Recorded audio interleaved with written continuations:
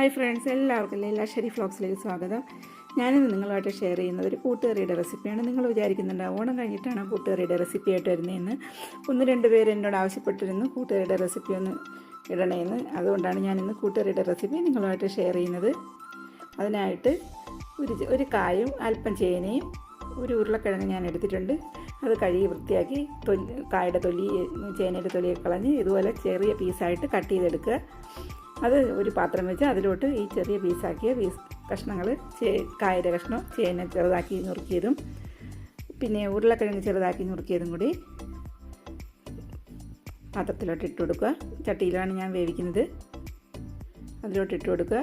അതിലേക്ക് എന്നിട്ട് ആവശ്യത്തിന് വെള്ളം ഒഴിച്ച് ചേനയുടെ വേവ് അനുസരിച്ച് വേണം വെള്ളം ഒഴിച്ച് വേവിക്കാൻ. ചില ചേനയ്ക്ക് വേവ് കൂടുതലായിരിക്കും. ഇത് ഒന്നിച്ച് പെട്ടെന്ന് വേവുന്ന ചേനയാണ്. അതിലേക്ക് 1/4 ടീസ്പൂൺ മഞ്ഞൾപ്പൊടി, 1/4 ടീസ്പൂൺ മുളക് പൊടി, പിന്നെ ഇതിനാവശ്യമായ ഉപ്പും കൂടെ ചേർത്ത് ഒന്ന് നന്നായിട്ട് ഇളക്കി യോജിപ്പിച്ച് അടച്ച് വെച്ച് നമുക്കൊന്ന് കുക്ക് ചെയ്യാൻ വയ്ക്കാം. പിന്നെ അര വേവാകുമ്പോഴത്തേക്ക് ഇത് തലേ ദിവസമേ കുതിർക്കാൻ വെച്ച കടല 4 വിസിൽ കേൾക്കുന്നവരെ കുക്കറിലിട്ട് വേവിച്ചതാണ്. അതും കൂടെ ഇതിൻ്റെ കൂടെ ചേർത്ത് അല്പം കറിവേപ്പിലയും കൂടെ ഇട്ട് ഒന്ന് ഇളക്കി യോജിപ്പിച്ച് നമുക്ക് അടച്ച് വെച്ച് കുക്ക് ചെയ്യാം. പിന്നെ എൻ്റെ ഈ വീഡിയോ ആദ്യമായിട്ട് കാണുന്നവരാണെങ്കിൽ സബ്സ്ക്രൈബ് ചെയ്യാൻ മറക്കല്ല്, ലൈക്ക് ചെയ്യുക, നിങ്ങളുടെ അഭിപ്രായം കമൻറ്റായിട്ട് രേഖപ്പെടുത്തുക. പിന്നെ വേണ്ടുന്നത് അല്പം 2-3 ടേബിൾ സ്പൂൺ തേങ്ങ, അതിൽ അല്പം ജീരകം, 2 ചെറിയ ഉള്ളിയും കൂടെ ഇട്ട് നന്നായിട്ട് പേസ്റ്റ് പോലെ അരച്ചുകൊണ്ട് വരിക. അത് കഷ്ണങ്ങളൊക്കെ നന്നായിട്ട് വെന്ത് വന്നിട്ടുണ്ട്.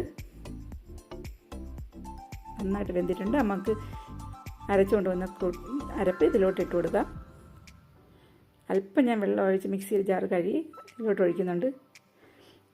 നമുക്കിതൊന്ന് ഇളക്കി കൊടുത്ത് അടച്ച് വെച്ച് ചെറിയ തീയിലിട്ട് വേണം വേവിക്കാനുള്ളത്.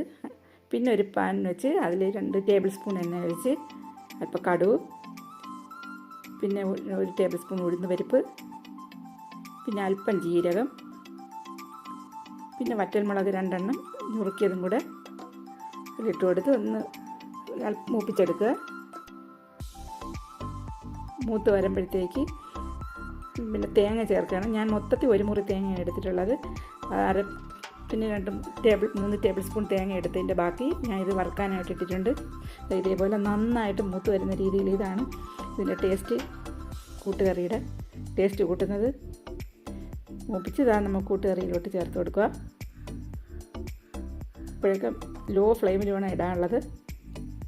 ഇളക്കി യോജിപ്പിച്ച് ഒരല്പം ശർക്കര, അതൊരു പ്രത്യേക ടേസ്റ്റാണ് കൂട്ടുകറിക്ക്.